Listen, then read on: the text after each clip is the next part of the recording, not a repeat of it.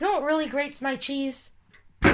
People have this misconception that Advent is all about shopping, giving and receiving gifts, decorating, and all these holiday tasks. It's not. It never has been, and it never will be. Although those things are fun and important, they are not part of the true meaning of Advent. Did you ever think for once in your life that Advent is not all about you? This just in.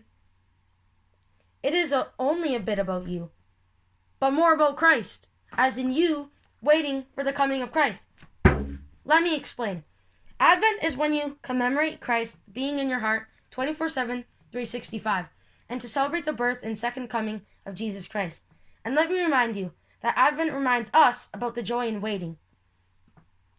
I don't know what you think about Advent calendars, but I have some beef. It's good that Advent calendars teach children to wait for the celebration of birth of Jesus, counting down one day at a time.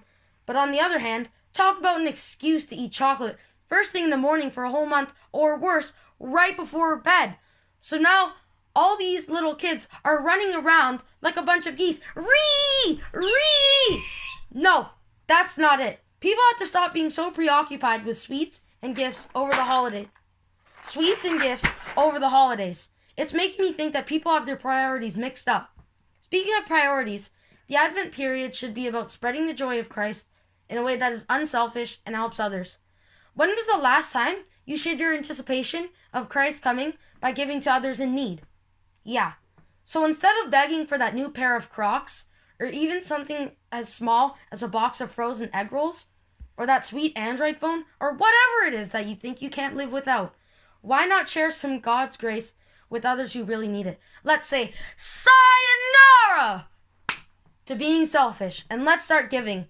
I hope you find some ways to make Advent special that do not involve the mall and someone else's credit card. I mean, come on, let's put the Christ back in Christmas.